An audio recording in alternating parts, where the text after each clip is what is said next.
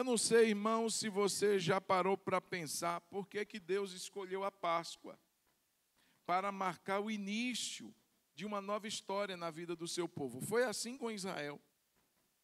Uma nova história começou a partir daquele momento, quando o povo ali nas suas casas comeram o cordeiro, partilharam daquela refeição, antes passando sangue como sinal nos umbrais das portas e partindo para um novo tempo, para uma nova história. Por que Deus escolheu então esse momento? E é o que eu pretendo nesses minutos passar para os irmãos. Mas o texto diz assim: joguem fora o fermento velho, ou o velho fermento, para que vocês sejam nova massa, como de fato já são. Diga assim: eu sou uma nova massa, uma nova criatura, uma nova pessoa em Cristo Jesus. Só que ele diz sem fermento, pois também Cristo, nosso Cordeiro Pascal, foi sacrificado. Por isso, celebremos a festa, não com o velho fermento, nem com o fermento do mal e da maldade, mas com pão sem fermento, o pão da sinceridade e da verdade. Amém, irmãos? Diga para quem está do seu lado: você é uma nova criatura por causa do sangue de Jesus. Já oramos. Irmãos, e para entender esse texto que acabamos de ler, 1 Coríntios, capítulo de número 5, versículos 7 e 8, nós não podemos simplesmente isolá-lo à luz do que é revelado em Êxodo, capítulo 12. Então, para termos uma compreensão, nós precisamos ter de fato o entendimento do que aconteceu lá atrás.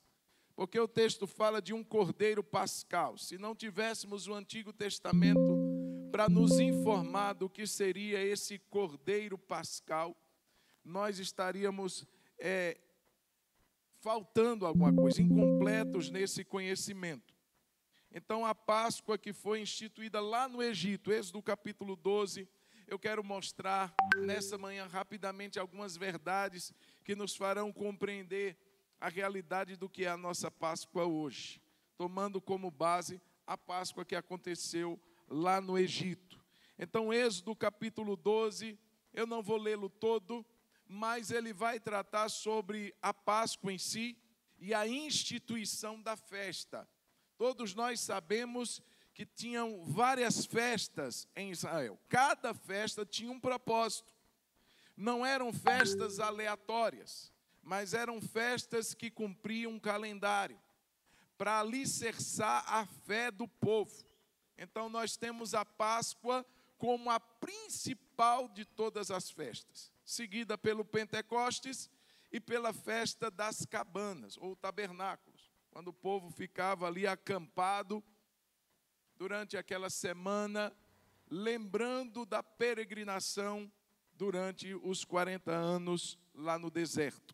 E então o texto vai nos mostrar, Êxodo capítulo 12, versículo 1 e 2, diz assim: o Senhor disse a Moisés e a Arão na terra do Egito, verso 2, este mês será para vocês o principal dos meses, será o primeiro mês do ano. O verso 4, pula para o verso 4, vai dizer assim: hoje, mês de Abib, depois conhecido como mês de Nissan, vocês estão saindo do Egito. Então, irmãos, veja só, Deus está redefinindo até o calendário do povo judeu. Porque o ano se iniciava, existia um calendário civil, o calendário agrícola. Mas aqui Deus institui o calendário religioso, mostrando esse momento como algo que o povo não poderia esquecer e marcando como o primeiro dos meses. Nosso mês começa em janeiro.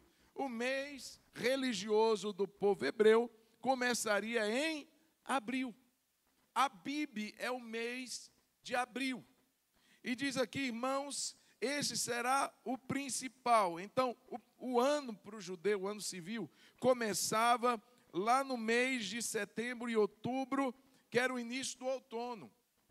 Esse era o calendário que eles seguiam. Mas, em vista do acontecimento, Deus então coloca o mês de Abib, o mês de abril, como o primeiro mês do ano na vida do povo. Irmãos, isso é importante, porque se Deus deu essa importância, se Deus então muda, redefine até um calendário que era cumprido, isso aponta a realidade de algo muito importante para nós, e principalmente para o povo hebreu. Algo novo está começando hoje. Algo novo está começando esse mês, e que será relembrado pelas gerações que vierem. Irmãos, isso para nós representa hoje, tomando como ponto de partida a Páscoa cristã. Jesus celebra a Páscoa judaica como um bom hebreu que ele era, como um bom judeu que ele era. Ele celebra aquela Páscoa e, em seguida, ele institui um novo momento na vida do seu povo. Uma Páscoa baseada através da sua própria realidade, como o cordeiro que se deu, cujo sangue foi derramado. Também ali, marcando o início de uma nova história.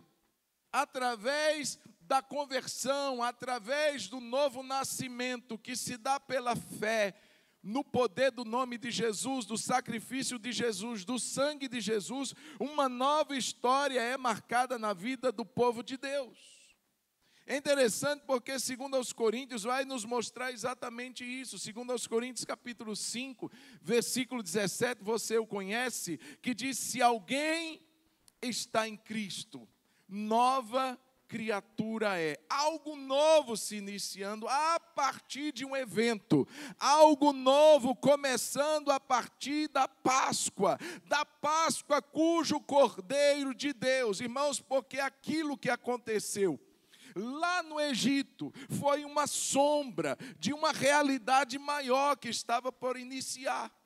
Não seria aquele cordeiro que libertaria ou que redimiria definitivamente a vida do povo.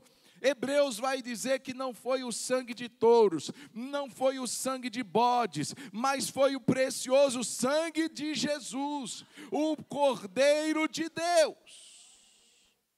Não foi o cordeiro da casa do irmão José, da casa do irmão João que foi trazido, mas foi o cordeiro que Deus enviou. Portanto, marcando o início de uma nova etapa, de uma nova história. Irmãos, Cristo, ele faz essa divisão entre o antigo e o novo. Ele divide a história, ele faz diferença na vida de todo homem, de toda mulher que se achega a ele. Existia um homem antes de Cristo, um João antes de Cristo, um Jason antes de Cristo, e cada um de nós antes de Cristo. E agora, um novo homem, uma nova mulher, graças a Deus, por Jesus Cristo, nosso Senhor. E é somente por Ele, por sua causa, que nós podemos começar algo novo. Além disso, além de representar o começo, eu não sei se você já começou uma nova história. Eu não sei se você tem um marco divisório na sua vida, em que você diz assim: pastor, foi nesse dia. Eu estava perdido, eu estava cego, e Jesus entrou e mudou a minha história. Irmãos, existe um antes e um depois. Jesus, ele é a causa dessa transição entre o antes e o depois, o início. Mas além disso, no verso de número 3 de Êxodo 12, vai dizer que a Páscoa também revela a nós a necessidade de recebermos. E, na verdade, essa é a causa maior da mudança, da transformação que é operada na vida de um homem e de uma mulher. É quando ele reconhece a necessidade de receber Cristo.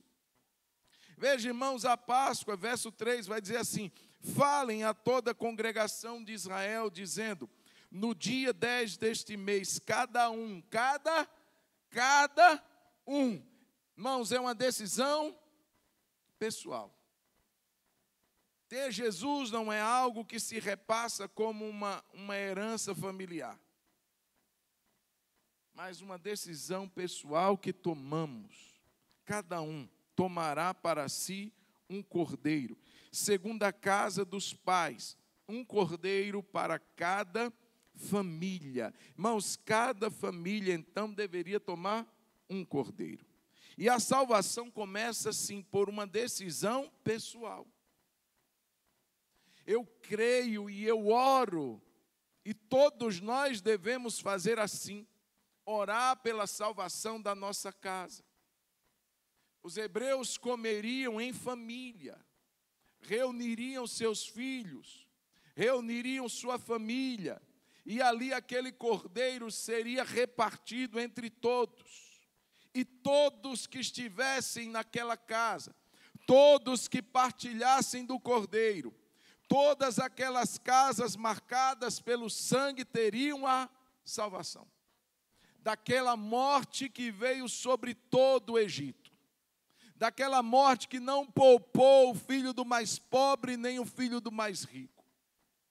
Todos os que partilharam do cordeiro foram salvos. Mas veja bem, irmãos, é uma decisão pessoal. Cada um deveria tomar. E eu não posso, irmãos, levar a minha família à salvação se eles, cada um deles, também não tomar essa decisão por si. Se cada um deles não entender que eles precisam, assim como eu, tomar essa decisão de receberem o cordeiro, de tomarem para si o cordeiro que traz salvação. João capítulo 1, versos 11 a 13, vai dizer assim: mas todos, veio para o que era seu, mas os seus não receberam. Mas a todos quantos o receberam, Deus deu-lhes o poder de se tornarem filhos de Deus. Mas precisa receber. Tem que ser essa decisão pessoal. Eu creio, irmãos, e a gente ora, eu e minha casa serviremos a Deus. Mas eles são responsáveis, cada um deles, são responsáveis por tomarem o cordeiro para si. Quem dera, irmãos, a gente pudesse colocar numa bagagem aqueles resistentes da nossa casa, aqueles que não aceitam o Evangelho, e a gente mesmo assim pudesse colocá-los numa bagagem e levá-los para o céu, mas a gente não pode fazer isso. Cada um deles precisa tomar a decisão. Deus deseja salvar a nossa casa, amém, irmãos? Mas essa decisão parte deles. Creia no Senhor Jesus. Creia em Cristo e será salvo tu e a tua casa. Mas cada um deles precisou ouvir e precisou crer. Cada um deles precisou receber de forma pessoal o Cordeiro de Deus. Além disso, a Páscoa também nos dá a responsabilidade de compartilhar Cristo com os outros. O Cordeiro precisava ser também compartilhado não apenas com a família, mas com os outros, com o próximo. Se a família, verso de número 4 de Êxodo 12, vai dizer assim: se a família for pequena para o cordeiro, então o chefe da família convidará o seu vizinho. E ali, irmãos, conforme o número de pessoas, eles comeriam o cordeiro, conforme o que cada um puder comer. Por aí vocês calcularão quantos são necessários para o cordeiro. Então, se a família fosse pequena para o cordeiro, convidaria-se então os vizinhos. Eu quero dizer, irmãos, que existe uma realidade da fé. A nossa família, preste atenção nisso, sempre será pequena para o cordeiro. Diga comigo, a minha família sempre será pequena para o cordeiro. Se você é de uma família de 10, 12, 13, 14 irmãos, sua família sempre será pequena para o cordeiro. Irmãos, o cordeiro é muito maior, o amor de Cristo expressado na palavra. Qual é a largura, a altura, a profundidade do amor de Cristo. Paulo ora para que a gente possa compreender isso. Mas o amor de Cristo é incompreensível. É mais do que a gente possa mensurar, mais do que a gente possa entender. Portanto, a minha família, a sua família, sempre será pequena para o Cordeiro. O que eu quero dizer com isso é que precisamos ir atrás dos nossos vizinhos, que precisamos ir atrás daqueles outros que estão próximos a nós, quem sabe no nosso trabalho, na faculdade, na escola. Precisamos ir atrás deles, porque o Cordeiro sempre será maior, a nossa família sempre será pequena para comportar tudo aquilo que Deus tem para realizar. Oh, aleluia! Nós precisamos orar. Esses dias eu comprei o livro do Arthur. E eu disse, Deus, eu não quero ficar com esse livro para mim, porque ele fala de tantos testemunhos. Cadê o Arthur? Ele estava vendendo aí uns livros evangelísticos. Eu orei. Eu disse, Deus, me mostra uma pessoa, e Deus me mostrou. Na verdade, Deus me mostrou no dia que eu comprei. Tem uma família que trabalha lá no bairro onde moro, e eu senti o desejo de comprar para eles. E eu comprei um presente, uma embalagem de presente bonita. Fizemos uma embalagem com lacinho, com tudo. Irmãos, eu fui lá e eu disse assim, é seu aniversário? E o rapaz, eles trabalham numa banca de revista. E o rapaz olhou, não. Aí a esposa dele que estava do lado, eu disse assim, é seu aniversário? Ela também não. Ficaram assim, olhando meio curiosos assim, porque ele veio aqui para perguntar se era aniversário da gente. Eu disse, porque eu tenho um presente para vocês. Deus mandou entregar esse presente para vocês. Irmãos, eles ficaram tão emocionados, me mandaram mensagem. Eu disse, Senhor, eu não sei quando eles vão ler esse livro, mas no dia que eles lerem, aquilo será uma semente no coração deles. Sabe por quê, irmãos? Porque minha família é pequena para o Cordeiro. A sua família é pequena para o Cordeiro.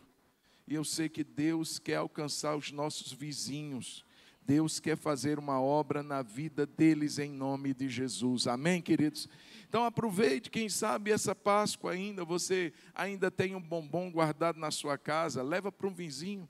E diz assim, mais do que um coelho, isso nós estamos aqui tratando de um cordeiro. Quem sabe a oportunidade de você passar essa grande verdade de que Jesus então mudou a nossa história. Além disso, irmãos, essa Páscoa que nós lemos, a Páscoa judaica, ela prefigura um plano maior de Deus em Cristo. Irmãos, como eu disse, era uma sombra. Se eu colocar a minha palma da mão sobre uma luz, vai projetar uma sombra. E se você olhar para a sombra, vai ser a sombra da minha mão. Só que, irmão, se olhar para a sombra, você não vai ver uma realidade. Você não vai ver as linhas da palma da minha mão, você não vai ver os detalhes. Se tiver cicatrizes, você não vai ver nada disso, porque é só uma sombra, a gente tem uma ideia. A mesma coisa quando a Páscoa judaica foi instituída, era apenas uma sombra, era Deus dizendo assim, ei, tem uma realidade muito maior que eu estou preparando, não apenas para vocês, hebreus, mas para toda a humanidade. Não é um cordeiro que vai pegar ali, não, vocês vão receber alguém que será o meu cordeiro, é o Cordeiro de Deus. E não vai salvar apenas a família de vocês ou os vizinhos de vocês. Mas esse Cordeiro veio para salvar a toda a humanidade, a todos os que o receberem. Irmãos, essa era a sombra. E Êxodo capítulo 2, versículos 5 a 7, vai dizer, o Cordeiro será sem o quê, irmãos? Coloca lá para o pessoal ler com a gente. Êxodo capítulo 12, versículo 5.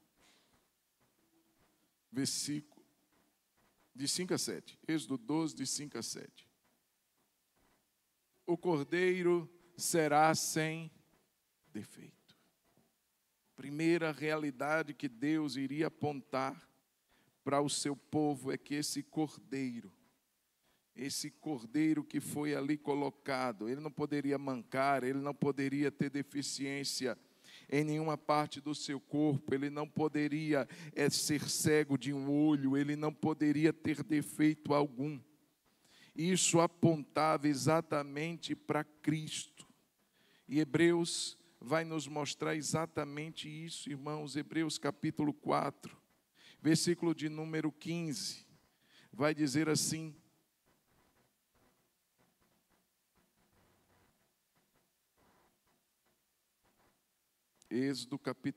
Hebreus capítulo 4, versículo 15, vai dizer: porque não temos um sumo sacerdote que não possa compadecer-se das nossas fraquezas, mas, pelo contrário, um que foi tentado, ele foi tentado em todas as coisas, a nossa semelhança. Ele foi o que, irmãos? Tentado, mas ele não pecou. Esse defeito físico do cordeiro, que deveria ser evitado, não poderia se trazer, ele aponta para uma outra realidade, uma perfeição, não apenas no físico, mas uma perfeição exigida e esperada pelo próprio Deus, porque o pecado, irmãos, ele mancha, ele deforma. O pecado, ele traz consequências graves sobre a vida de uma pessoa. Cristo, então, esse cordeiro, mais do que a beleza física, até porque Isaías diz que não víamos nele nenhuma beleza para que o desejássemos. Quando Cristo foi ali submetido, e eu fiz questão de nesses dias assistir novamente o filme da Paixão de Cristo, irmãos, todo crente tem que assistir esse filme, pelo menos uma vez por ano, para lembrar um pouco da realidade do sofrimento do nosso Senhor. Mas não era uma perfeição física, é um que foi tentado em todas as coisas, como você, como eu, mas ele não pecou. Uma perfeição que Deus olhou e disse assim: esse é o meu cordeiro perfeito. Porque ele fez isso, irmãos, para nos possibilitar como pecadores que somos. Nós nunca atingiríamos esse grau de perfeição, jamais, jamais. Nascidos em pecados, corrompidos desde o ventre da mãe. Mas Jesus veio como esse cordeiro perfeito para mostrar, primeiro para nos dar o acesso até o Pai, mas também para que através dele fôssemos aperfeiçoados, dia após dia. Diz a Bíblia que a luz do justo é como a luz da aurora, que vai brilhando mais e mais. Irmãos, eu tenho que estar melhor hoje com Deus do que eu estava no início da minha conversão. Aqueles pecados que me acompanhavam lá no início da minha caminhada não podem ser uma realidade, a não ser que você tenha convertido semana passada. Exige-se um processo, claro, mas nunca uma acomodação, nunca uma conformidade com o pecado. Muitas coisas ali no início, Deus precisou tratar rápido comigo. Muitas estão sendo tratadas hoje e continuarão sendo tratadas até Jesus voltar. Porque a luz do justo vai brilhando mais e mais, e não menos e menos, irmãos. E esse cordeiro perfeito foi entregue por nós, além de ser o cordeiro perfeito. O texto também vai nos mostrar, eu quero ler com vocês então, Êxodo 12, 5, o cordeiro será sem defeito, será macho de 1 ano, podendo também ser um cabrito. Vocês guardarão o cordeiro até o 14º dia deste mês, e todo o ajuntamento da congregação de Israel o matará no crepúsculo da tarde. Jesus também foi morto ao entardecer. Mateus 27, 46, coloca para nós, por favor. Mateus 27, 46. Veja, era uma sombra, irmãos. Estava apontando para uma realidade. Por volta das 3 da tarde, Jesus clamou em alta voz, dizendo: Eli, Eli, lema sabachthani. Irmão, Jesus também foi morto ao entardecer. Além disso, diz o texto em Êxodo 12, 46, que nenhum osso deveria ser quebrado. Nenhum osso daquele animal deveria ser quebrado. Da mesma maneira, Jesus, irmãos, João 19, versos 32 a 36, vai nos mostrar que nenhum dos ossos de Jesus foram quebrados. Eu estava assistindo ontem o filme, terminando de assistir, são 2 horas e pouco de duração, e teve uma hora que estavam tentando colocar o braço de Jesus para ser fincado nos cravos, nos pregos, mas não alcançava, parecia que a musculatura estava rígida. E aí eles pegaram uma corda e eu disse assim, se quebrou, já não está mais seguindo o padrão bíblico, mas não mostra que foi quebrado. Esticaram então o braço de Jesus, irmãos, o cordeiro não teve um osso quebrado. Os soldados quebraram as... Pode voltar. Os soldados quebraram as pernas dos homens. Para quê? Para que eles morressem mais rápido. Quebrando-se as pernas, eles morreriam mais rápido por asfixia. Quebraram as pernas dos homens que tinham sido crucificados com Jesus. Primeiro um, depois o outro. Pode seguir. Volta. Quando, porém, chegaram a Jesus, vendo que já estava morto, não lhe quebraram as pernas. Mas um dos soldados lhe abriu o lado com uma lança e logo saiu sangue e água. Pode seguir. Aquele que viu isso dá testemunho e o testemunho dele é verdadeiro. E ele sabe que diz a verdade para que também vocês creiam. Isso aconteceu para que se cumprisse a escritura, nenhum dos seus ossos será quebrado. A sombra que apontava para uma realidade. Nenhum dos seus ossos será quebrado. Além disso, irmãos, o sinal do sangue, como a marca do livramento. Você lembra?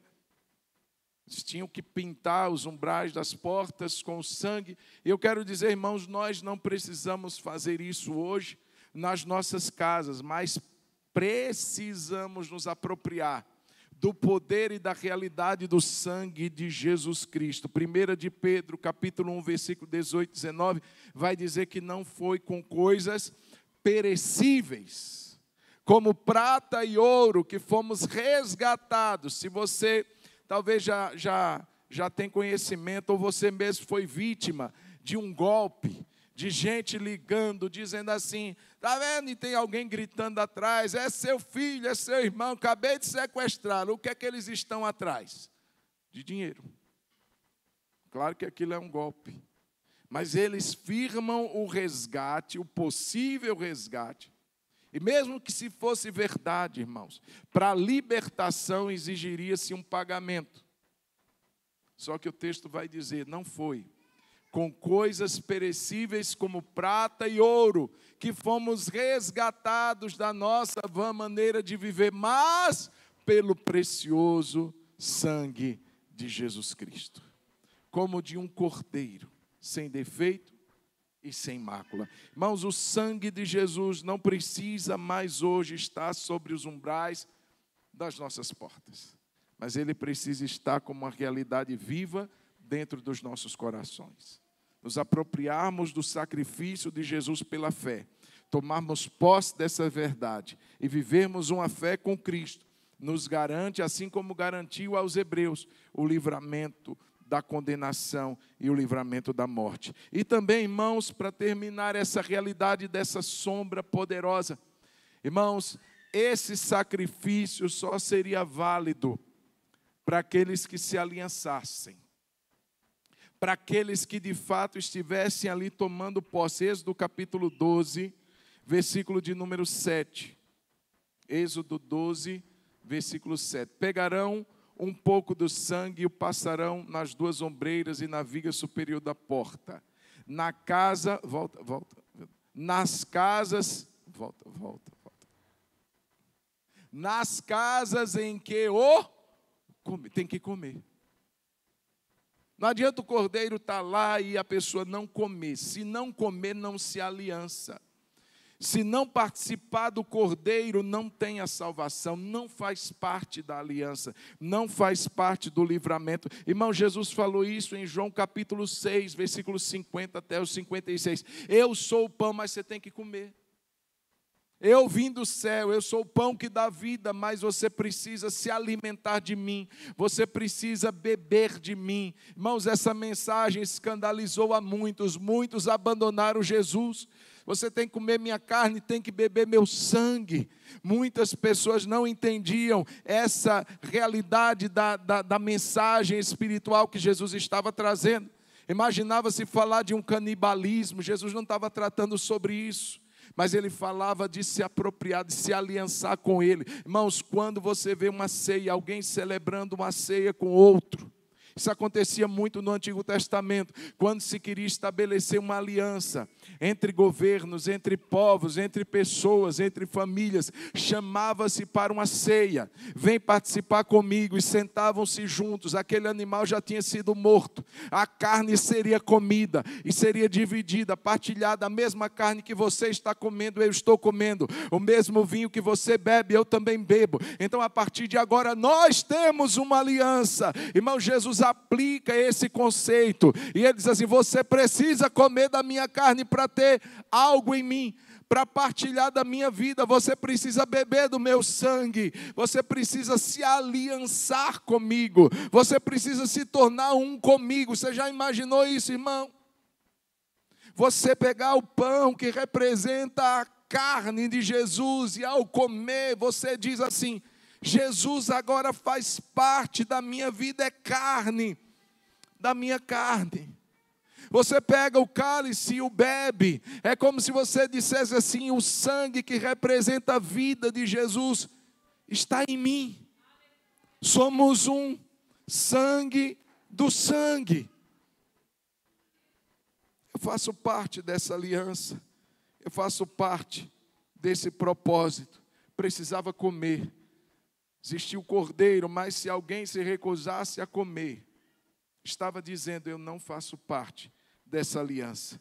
E a Páscoa, irmãos, ela só é autenticada, uma outra verdade, quando ela é acompanhada por santidade e arrependimento. Vou repetir.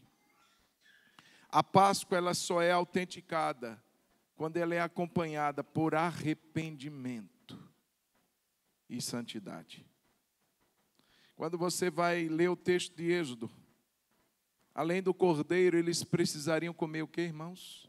Pães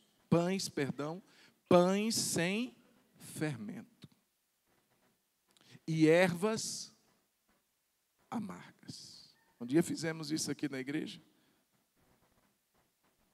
Fizemos uma carne de cordeiro, umas rúculas e agrião e alguma coisa bem amarga, e partilhamos junto, o pão também sem fermento, porque isso aponta para realidades espirituais. O pão sem fermento, irmão, se você for ler o texto que lemos no início, de 1 Coríntios, capítulo 5, versículos 7 e 8, ele vai falar de fermento, fermento da maldade, fermento que, na verdade, Jesus disse assim: evitem esse tipo de fermento.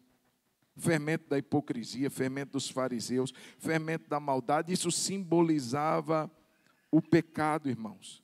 E ele vai dizer que além do pão sem fermento, a nova massa sem fermento, eles precisariam comer ervas, não eram docinhas, eram bem amargas, porque isso representaria para nós, irmãos, a dor, a amargura que uma vida sem Deus, que uma vida no pecado traz para o ser humano. E o arrependimento, alguém que se arrependa de verdade, irmãos, como diz aí no popular, ele amarga o seu erro, ele amarga o seu pecado, ele sente a dor daquilo e ele vai buscar o arrependimento.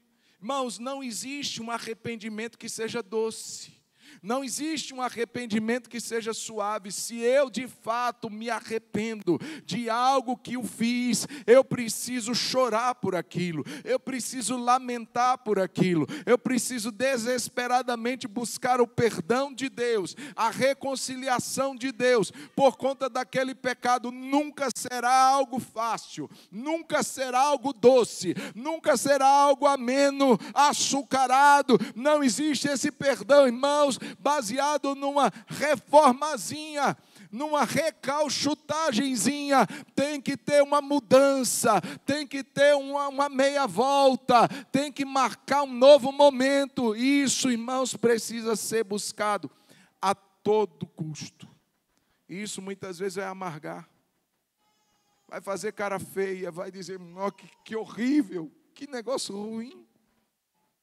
O pecado tem que fazer isso na nossa vida, irmãos. Se não for comido com ervas amargas e pão sem fermento, a ceia está incompleta. Por isso que Jesus aponta, antes de você comer, se examine. Antes de você comer o pão e beber o cálice, veja como você está. Porque há muitos que comem e bebem indignamente o corpo e o sangue do Senhor. E por isso há muitos fracos e doentes, e não poucos que já dormem, que já morreram. Porque comem de qualquer maneira, porque não se examinam. Irmãos, isso continua sendo uma exigência para nós. Irmãos, a graça de Deus nos alcançou, nos trouxe salvação, mas ela não nos manterá conformados e acomodados no nosso pecado. Nós precisamos provar as ervas amargas do arrependimento e da dor que o pecado traz, que o pecado causa, e também viver uma vida com os asmos da sinceridade e da verdade. Uma vida sincera com Deus, baseada na verdade. Irmãos, quando a gente vai ao Senhor, quando a gente se coloca diante do Senhor, a Bíblia diz que nós estamos nus diante dEle. Não tem nada para se esconder, não tem nada para ocultar. Precisamos rasgar o nosso coração, rasgá-lo em verdade, em sinceridade. Deus, eu estou lutando contra esse pecado na minha vida. Deus, eu preciso da ajuda do Senhor. Irmãos, nós precisamos nominar pecado. Nós precisamos confessá-lo e dizer, como diz no popular, dar nome aos bois. Senhor, eu te peço perdão, porque eu tenho sido um falso, eu tenho sido um mentiroso, eu tenho sido um desonesto, Irmãos, como dói ouvir essas verdades. Mas é justamente isso que nos dá um alerta para a nossa condição, que precisa ser mudada, que precisa ser alterada. Esses asmos da sinceridade, da verdade, diferente do fermento dos fariseus, diferente do fermento dos hipócritas, que chegavam lá reluzindo uma aparência de retidão e uma aparência de santidade, não tinham nada disso. Nós muitas vezes chegaremos como aquele homem que batia no peito e dizia: tem misericórdia de mim, ó Deus, porque eu sou um pecador. Isso é ter a sinceridade e a verdade no seu coração. A Páscoa, irmãos, para a gente caminhar para o final, além de marcar esse acompanhamento da santidade e do arrependimento, ela também nos aponta para uma realidade futura. Ela fala da necessidade de estarmos prontos para a volta de Jesus. Êxodo capítulo 12, versículo 11. É assim que vocês devem comê-lo. Como é que vocês vão comer? Já prontos para viajar. Com as sandálias nos pés e o cajado na mão, comam depressa. É a Páscoa do Senhor. Como é que vocês vão comer? Pronto para viajar. Irmão, como é que tem que estar o crente hoje? Pronto para viajar. Não é para o litoral, não é para o sul, não, é para o céu. A gente tem que estar cingido. Diz assim: vocês vão estar com sandálias nos pés. Não dá tempo de se preparar depois da Páscoa. Não dá tempo de se preparar, de arrumar as malas. Não dá tempo, tem que ser agora. Sabe, irmãos, nós muitas vezes estamos como os que dormem. Não, daqui a pouco eu lembro quando minha mãe morreu, irmãos, e foi uma loucura para arrumar passagem, porque o velório seria naquele dia mesmo. E a notícia foi nos dada por volta de umas 7 horas da manhã. E não tem muito voo assim. E ali, irmãos, nós corremos, pastora correu para ver passagem, e eu fui pegar a mala, fui colocar, e eu meio metódico do jeito que eu sou, eu estava dobrando a roupinha assim, colocando na mala arrumadinha. Aí chega a pastora: já comprei a passagem, o que é que você vai levar, amor? E foi jogando na mala. Eu digo: por que você está jogando? Ela: porque não dá tempo. Seu voo é 10 horas da manhã. E foi uma correria. Irmãos, precisei conversar com um monte de gente, porque já tinha se encerrado o check-in, e foi aquela loucura, porque tinha pressa para viajar. Ele está dizendo aqui: você vai comer a Páscoa, mas preste atenção, você já tem que estar pronto.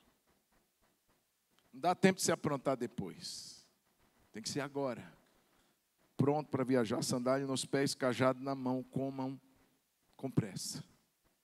Comam depressa. É a Páscoa do Senhor. Irmãos, nós não sabemos o dia. Nós não sabemos a hora em que o nosso Senhor voltará. Nós precisamos estar vigilantes. É preparado. É pronto para viajar. Existia um grupo de irmãs essa semana orando, né? A pastora estava lá orando com algumas irmãs, e de repente a irmã preparou um chá para servir e colocou numa chaleira, aquela chaleira que diz quando está fervendo a água, que começa. E elas orando lá, e de repente ouve-se lá no fundo algo assim. E uma das irmãs é a trombeta. É a trombeta, está soando. E se fosse? E se fosse, irmãos? E se antes de terminarmos esse culto, ouvíssemos algo parecido como que uma trombeta? Nós diríamos Maranata, ou diríamos misericórdia. Senhor, não deu tempo ainda, não deu tempo de consertar algumas coisas com pessoas na minha vida, não deu tempo de me aprontar, eu ainda estava assim, quem sabe, talvez. Não, irmão, esteja pronto para viajar. Nós não sabemos quando o nosso Senhor virá, se à meia-noite, se às 3 da manhã, se ao romper do dia, não sabemos quando. A única coisa que sabemos é que Ele virá. É uma realidade a volta de Jesus. Eu lembro que eu fiz a matéria de escatologia, professor Bentes, um assembleano, irmãos, fervoroso. Ele foi meu professor. E tudo que ele ensinou eu aprendi. Algumas coisas eu não concordei com a visão batista que eu tenho. Mas eu lembro que eu fiz a prova do jeito que ele ensinou. E eu tirei de 100, eu tirei 98 na matéria. Eu quase fechei a matéria dele. E ele me parabenizou no final e disse assim: parabéns, meu filho. Você realmente aprendeu tudo que eu ensinei. Eu disse: exatamente, professor. Mas não está querendo dizer que eu concordei com tudo. Mas eu aprendi. Ele: como assim? Eu disse: professor, tem algumas coisas que o senhor falou isso assim. Deixa eu dizer uma coisa, professor, com todo respeito. A única coisa que eu creio, de fato, se é antes, durante, no meio, depois, isso a gente vai divergir o resto da nossa vida. Mas uma coisa eu tenho certeza: Jesus vai voltar. Jesus vai voltar. Amém, irmãos? Aquilo que foi falado naquele monólogo, hoje a gente vê Jesus no trono. Mas se você olhar de novo, talvez Ele já esteja preparado para buscar a sua noiva. Irmãos, nós não sabemos, mas o texto vai nos dizer: esteja pronto para viajar, esteja pronto para sair. É a Páscoa do Senhor. Irmãos, toda vez que a gente participa da ceia, a gente também tem essa verdade no nosso coração. É até que Ele venha. Então a promessa é que Ele virá. E a palavra, irmãos, para nós hoje: esteja pronto. Apegue-se com Deus. Não é perfeição, irmãos. Isso daí não fala de perfeição. Mas é apegado com Deus. Andando com Deus. Não é olha a palavra que Deus deu a Abraão: seja perfeito e ande na minha presença. A ordem é o contrário: ande na minha presença e seja perfeito. Se eu não andar na presença de Deus, não tem como eu crescer. Se eu não andar na presença de Deus, não tem como eu mudar. Tem gente que fica lutando para mudar sem Deus. Irmão, você não vai conseguir. Tem que andar com Deus e deixar Deus operar as mudanças. Esteja pronto para viajar. Eu pergunto: tem alguma pendência, irmão, irmã, nas nossas vidas hoje, que Deus tem nos cobrado, quem sabe, já há algum tempo? Talvez uma pendência relacional. Talvez uma pendência, irmão, como que a gente vai participar do corpo, do sangue e do corpo de Jesus, cheio de mágoa no coração? cheio de gente que a gente não fala, um monte de gente que a gente está brigado. Não tem como a gente estar preparado assim. Esteja pronto para você viajar. Que futuro glorioso nos espera, irmão. Nosso Cordeiro Pascal foi sacrificado. E nós devemos celebrar essa festa hoje, como estamos fazendo, irmãos, não como um rito, não como um dia para ser guardado. Quando eu estou falando da minha realidade, não estou criticando mas quando eu era católico, nós aprendíamos que existia pelo menos uma festa, ou uma celebração litúrgica, que era a Páscoa. Pelo menos uma vez ao ano, na Páscoa, a gente deveria confessar e participar da Eucaristia. Pelo menos uma vez. Eu era aprendiz de coroinha. Eu servia a hóstia junto com o padre. Eu segurava o cálice, usava uma batinha e ficava lá na frente com o padre. Mas, irmãos, a maioria dos católicos, eles iam apenas na Páscoa, porque não ir representava um pecado mortal, não podia deixar de participar. Era uma obrigação, era uma festa obrigatória, uma celebração litúrgica obrigatória. Irmãos, nós não podemos entender Páscoa como rito, mas nós precisamos pegar o espírito dessa verdade. Cristo, o nosso Cordeiro, foi morto no nosso lugar. O sangue dele substituiu o nosso sangue. A morte dele foi para substituir a nossa morte. Alguém diz que aquela cruz não era de Jesus. Irmão, não se preparava uma cruz como aquela numa madrugada. Ela já estava preparada para quem já estava preso. Para aquele que foi liberto naquele dia. Já estava preparado para o Barrabás. Mas Jesus então toma a cruz que não era dele e a faz dele. A morte era nossa e ele toma como dele. E isso deve trazer a nós um estilo de vida. Que estilo de vida é esse, irmão? De arrependimento.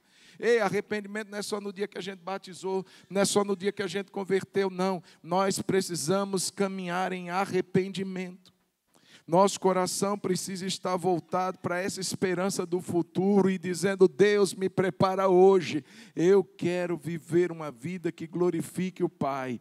Eu quero viver uma vida que dignifique o sacrifício do Filho. Eu quero ser essa pessoa que vive a verdade do Cordeiro Pascal.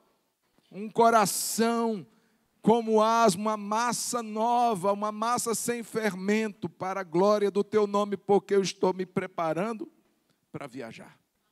Amém? Você está se preparando para viajar? Não é ali para Hortolândia, não. Não é ali para a casa do seu parente, agora na hora do almoço, não. É uma viagem muito melhor, muito maior, muito mais especial. Não que essas não sejam, mas eu quero dizer que o que nos aguarda, irmãos, deve nos tornar pessoas vigilantes, prontos para viajar. Fica de pé em nome de Jesus. Eu quero convidar as crianças, queria convidá-las todas aqui. Vem cá, fica tudo aqui perto do pastor. Os diáconos também, assim que as crianças vierem, já pode, Jailton, pegar. Pode sentar, fica tudo sentadinha. Eu não quero nenhum de vocês conversando, nem brigando com ninguém, porque senão não vai ceiar, não. Tem que examinar o coração.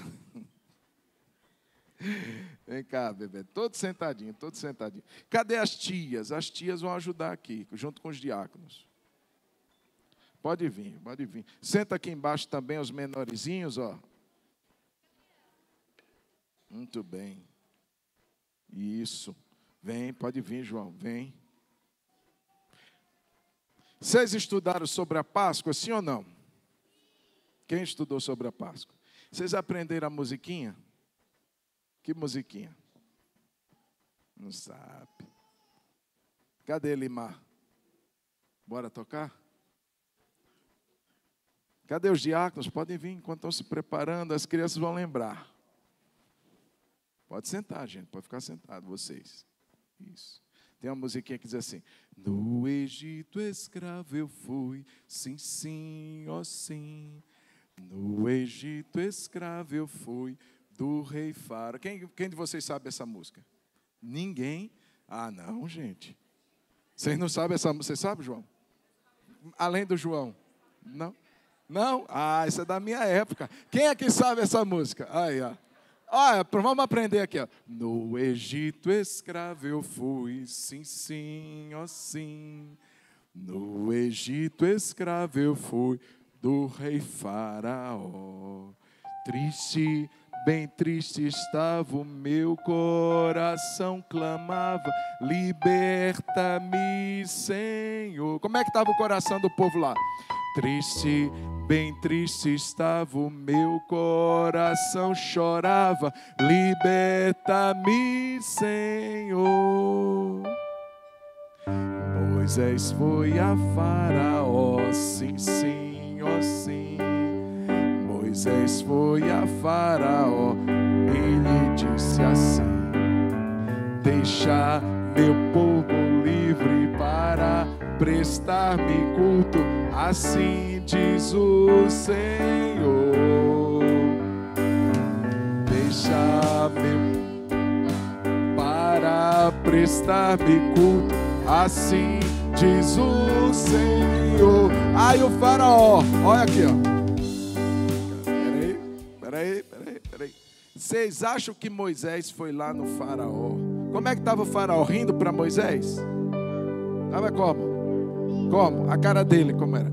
Triste estava o meu coração. E o Faraó estava como? Porque a Bíblia diz que o Faraó fez o quê? Se endureceu. Ele estava bravo. Aí diz assim: Faraó se endureceu, sim, sim, ó sim. Faraó se endureceu e não deixou ir. Deus enviou 10 pragas, desembainhou sua espada e assim nos libertou. Deus enviou quantas pragas? Deus enviou 10 pragas e assim nos libertou. Livre, hoje eu me deixastes livre, livre, Senhor. Livre, me deixastes livre, me deixastes livre, livre, Senhor. Se vocês aprenderem essa música assim, a minha versão está diferente da de vocês. Isso aí, ó, essa musiquinha, as tias vou ensinar para elas o ano que vem. Elas ensinarem vocês. Pode deixar, né? Fecha seus olhos. Senhor, nós somos gratos. Gratos pelo sangue derramado. Gratos pelo corpo que foi partido. Jesus, o nosso Cordeiro Pascal. Estávamos, ó Deus, escravizados por um tirano chamado pecado. Satanás ali, Senhor, encontrando todo esse espaço para aprisionar pessoas nos seus próprios pecados e transgressões. E a morte, Senhor, nos visitou. Mas o nosso Cordeiro Pascal, o Cordeiro de Deus, que tira o pecado do mundo, se ofertou, se ofereceu, se deu por cada um de nós. E nessa manhã, Senhor, nosso coração é grato, porque estávamos, Senhor, nessa condição terrível, mas o Senhor nos deu liberdade, o Senhor nos deu vida, o Senhor nos deu, Senhor, uma nova condição de vivermos uma vida feliz, uma vida livre desse jugo, desse peso maldito. Obrigado, Deus, obrigado. Obrigado, Senhor, porque diante de toda a resistência das trevas, o Senhor mostrou o seu poder e a sua glória. Não através de um exército poderoso, armado, não, mas através de uma demonstração de amor, de entrega. Através do Calvário ali, aquela cruz levantada, Jesus sendo colocado como cordeiro, mudo, não abriu a sua boca, não abriu sua boca para amaldiçoar, mas para perdoar os transgressores. Não abriu sua boca para murmurar, mas se entregou ao Pai. Nas tuas mãos eu entrego o meu espírito. Nós te louvamos, ó Cordeiro de Deus. E nessa manhã, Senhor, queremos consagrar o pão e consagrar o cálice como símbolo do corpo e do sangue de Jesus. Em nome do Senhor, Pai, abrimos o nosso coração, pedindo o teu perdão, tua misericórdia, reconhecendo a nossa indignidade e dizendo: Jesus, obrigado pelo sangue que nos purifica, louvado seja o teu nome. Todos aqueles, Senhor, que estarão recebendo, possam ser tomados de uma alegria e de uma gratidão ao Senhor. Assim oramos em nome de Jesus. Amém. Amém. Queridos, deixa eu só orientar. Tem 3 casais de diáconos. Um casal vai pelo lado de lá, o outro casal vai pelo lado de cá, e um casal aqui, uma dupla, vai pelo meio. Ok? Esses que estarão no meio, quem está da ponta para cá, do meio para cá, não se preocupe. Aquele está passando, já vou pegar para o outro que está do meu lado. Não, eles vão passar. Tá bom? Para você não acabar derrubando, eles vão passar. Ninguém vai ficar sem. Amém, queridos? Nós vamos louvar o Senhor. As crianças daqui a pouco vão receber também. E aí os diáconos já podem começar a distribuição em nome de Jesus. Vamos louvar o Senhor.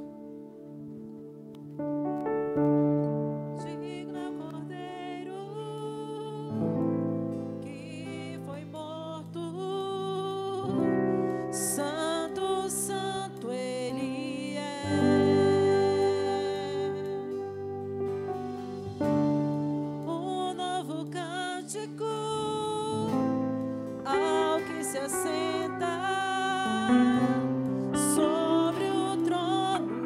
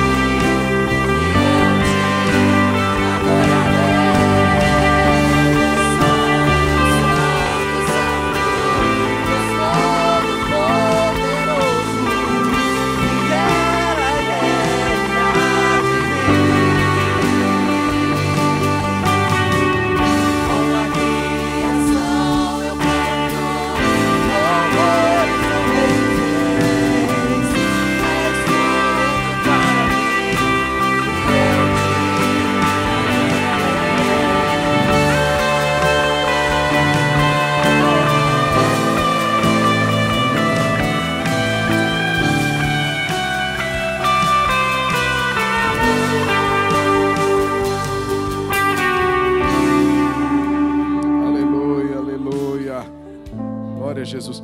Alguém não recebeu ainda o pão e o cálice? Alguém ficou sem receber?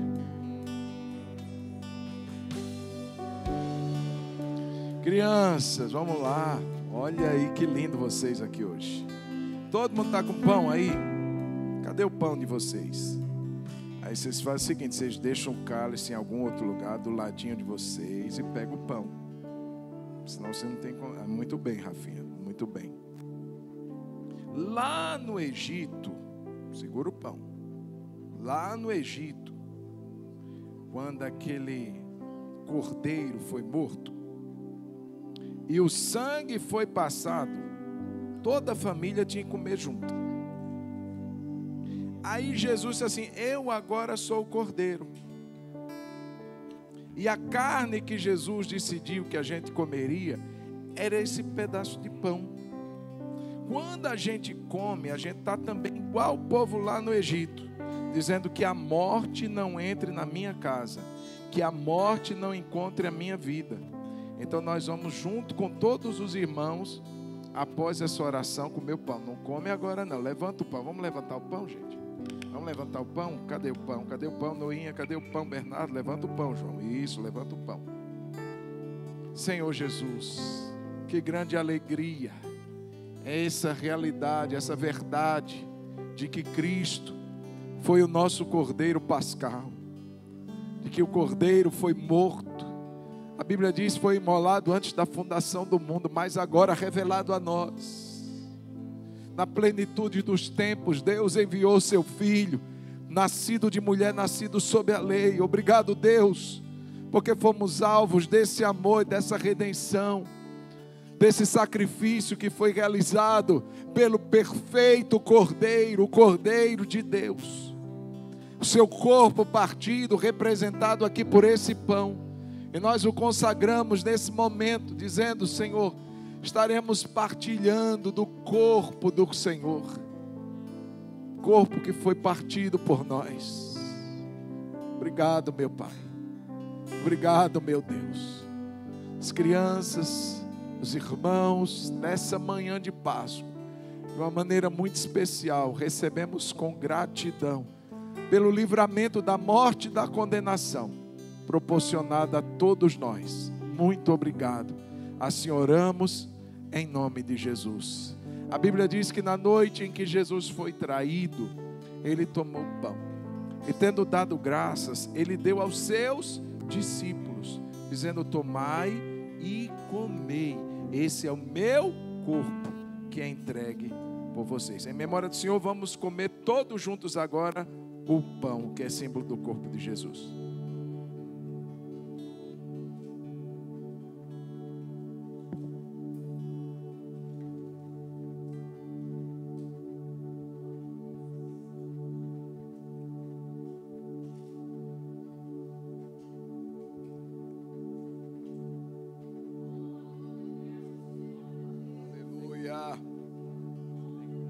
Aleluia, aleluia. Tu és bendito, Senhor. Tu és adorado, que nos fez corpo. O Senhor nos fez corpo do Senhor.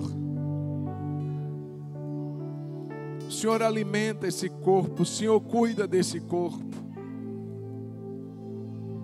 E o Senhor faz com que esse corpo esteja em harmonia, cada membro com outro membro. Por isso que nós não ceamos sozinhos, nós ceamos juntos. É o momento do corpo, da igreja, da noiva. Muito obrigado, Senhor, em nome de Jesus. Quem está com o suco da uva, esse suco da uva tem a cor de quê, gente? De sangue. Parece com sangue. Quando a gente se corta, não parece que é dessa cor aqui, vermelho escuro? Quem já se cortou aqui? Você já se cortou? Já se cortou? Sai o sangue? Sério? Quem se cortou e saiu sangue aqui, gente? Nenhum de vocês? Todos vocês. Pelo menos algumas vezes. Sai algo parecido. Pois é, Jesus disse assim: o meu corpo será partido e o meu sangue será derramado. O corpo de Jesus foi ferido e ele derramou o sangue. E nós vamos estar celebrando, tomando daqui a pouco esse sangue que representa o sangue. Não está mais na porta da casa do papai nem da mamãe, mas tem que estar aqui dentro do nosso coração. É aceitar Jesus como o Senhor da nossa vida. Levantemos o cálice. Vamos levantar o copinho? Semelhantemente, depois de haver ceado, ele tomou o cálice e disse: esta é a nova aliança no meu sangue. Fazei isto todas as vezes que o beberdes em memória de mim. Porque todas as vezes que vocês comerem um pão e beberem um cálice, anunciais a morte do Senhor até que Ele venha. Até que Ele venha. Nós estaremos relembrando esse momento. Assim como a Páscoa precisaria ser relembrada uma vez ao ano, nós relembraremos a morte do Senhor todos os dias. E de uma maneira especial como igreja, todos os meses, até que Ele venha. E em memória do Senhor juntos, vamos tomar o cálice nessa hora, que é símbolo da nossa salvação, em nome de Jesus. Vamos tomar o cálice.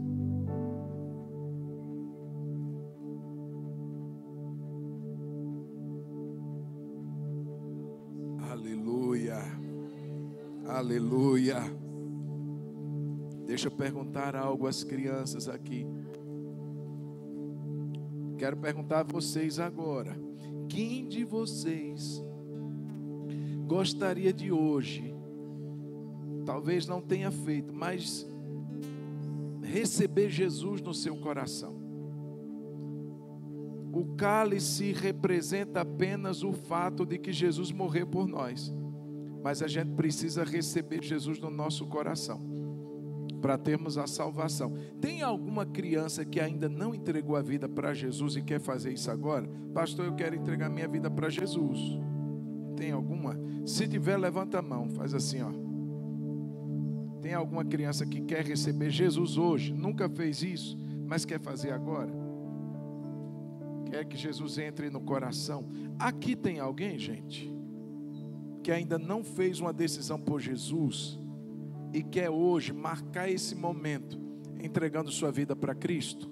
Faz assim com sua mão. Se tiver alguma criança, levanta a mão. Se tiver algum adulto, levanta a mão. Vamos fazer assim. Tem algum adulto que ainda não fez isso? Pastor, eu quero entregar minha vida para Jesus. Tem alguma criança aqui que ainda não fez isso e quer fazer isso? Quer hoje começar uma nova vida com Jesus? Se tiver, faz assim, ó. Não? Nenhuma? Nenhuma. Deus abençoe. Muito bem, papais. Deus abençoe. Tem algum adulto que ainda não fez isso? Quer fazer isso agora? Entregar sua vida para Jesus? Deixar que esse sangue não esteja do lado de fora, mas esteja do lado de dentro? Glória a Deus. Não? Então vamos orar. Eu queria, né, as crianças aqui ainda, porque a gente vai cantar uma música bem animada. Eu queria convidar a Vânia. Cadê a Vânia? É aniversário da Vânia hoje, gente. Olha só que bênção. Estende as mãos aqui para a Vânia. Vamos abençoar a vida dela. Tem mais alguém aniversariando hoje? Não? Então vamos orar pela Vânia. Vânia é bênção. Bênção nessa igreja, bênção na vida dessas crianças. Nós louvamos a Deus pela sua vida, Vânia. Pai, nós somos gratos pela vida da tua filha, por mais um ano que o Senhor está dando a ela hoje. E nós celebramos, Senhor, esse momento com muita alegria, pedindo que o Senhor abençoe a vida da Vânia, sustente a vida dela, guarde a vida dela, dê a ela um ano de bênçãos, meu Pai. Que seja um ano de muitas vitórias, seja um ano de muitas respostas de oração. Deus, libera saúde, libera ânimo, libera alegria, provisão do Senhor em todas as áreas da vida dela. Nós oramos e agradecemos pela vida da Vânia, no nosso meio, como parte desse corpo, dessa igreja, em nome de Jesus. Amém, amém. Glória a Deus. A gente vai cantar só um pouquinho desse canto, né? Não pode deixar de dedicar a Vânia. Eu te abençoo com toda sorte de bênçãos espirituais. Mas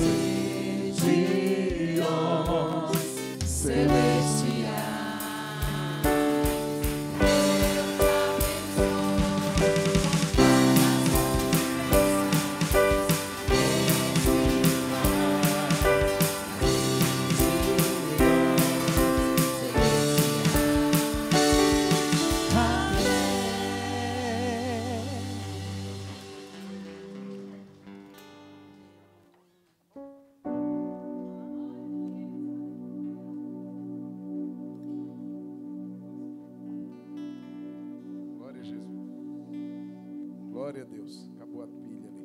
Irmãos, nós vamos, antes da gente liberar a bênção apostólica, a gente tem uma música muito linda para celebrar Jesus. Irmão, quem está feliz? Pastor, já são 20 para meio-dia, irmãos. Hoje à noite não tem culto, não. A gente já vai encerrar depois dessa canção. Amém? A gente está aqui celebrando esse momento tão lindo, tão especial, que é o Cordeiro de Deus. Então vamos louvar Jesus com alegria. Vou convidar as crianças a ficarem em pé. Vamos ficar em pé? E vamos cantar. Agora pode subir um degrauzinho para vocês não caírem. Quero ver muita alegria aí. Vamos louvar o Senhor. E no terceiro dia, a pedra do sepulcro rolou, e lá chegou Maria, mas o corpo ela não encontrou.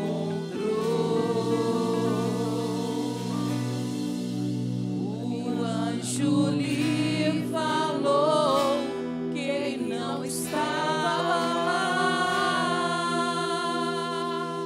Entre os mortos não devia procurar.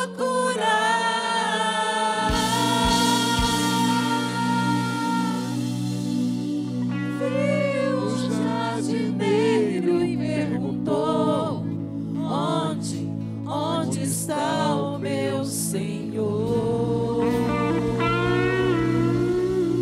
E ele olhou nos seus olhos e pelo nome ele a chamou.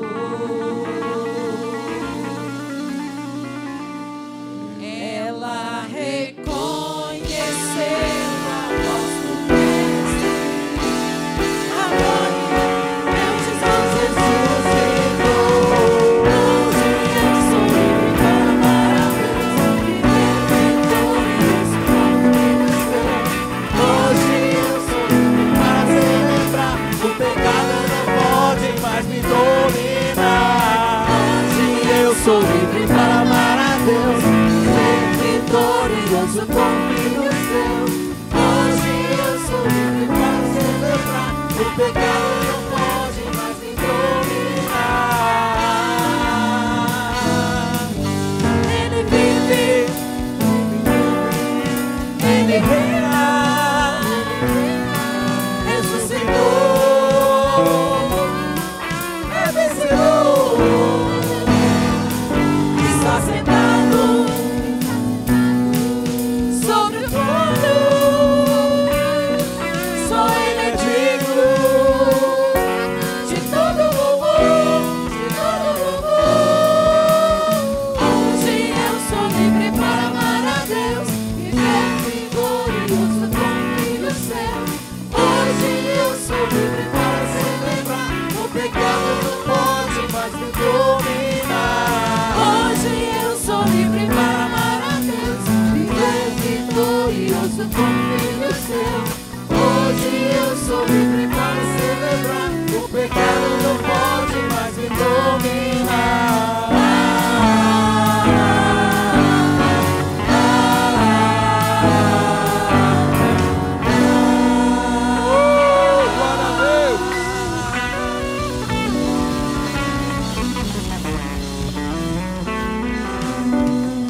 Glória a Deus. Glória a Deus. Cristo é a nossa Páscoa. Cristo é o nosso Cordeiro Pascal, que foi imolado por nós. Vivamos essa realidade para a glória do nome do Senhor. E diga para o seu irmão: esteja pronto para viajar. Qualquer hora, o sinal vai tocar, a trombeta vai chamar o seu nome e a gente vai encontrar com Jesus. Levante suas mãos. Deus, obrigado por essa manhã tão abençoada. Obrigado, Senhor, por esse tempo juntos, celebrando a ceia do Senhor. Meu Deus, todas as apresentações que falaram dessa verdade poderosa que é Cristo Jesus, o nosso Cordeiro. que foi imolado por nós, que deu sua vida por nós, mas que está vivo pelos séculos dos séculos. A sepultura não pôde detê-lo, a morte não pôde segurá-lo, e ele vive para todo sempre. Obrigado, Jesus. Eu te peço que o Senhor nos acompanhe agora, nos leve em segurança, em paz. Senhor Jesus, nos dê uma semana de bênção também. Eu te peço aqueles que estarão viajando, retornando de viagem, Deus, todos eles sejam guardados pelo Senhor, em nome de Jesus.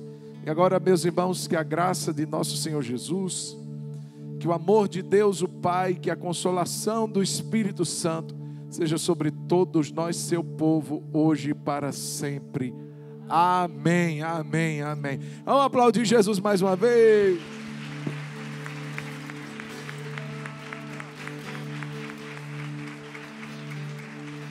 Não saia sem dar pelo menos uns 3 abraços aí no seu irmão. Deus abençoe. Uma ótima semana. Uma ótima semana para você, para sua casa, em nome de Jesus. Feliz Páscoa, feliz esperança, feliz Jesus que ressuscitou.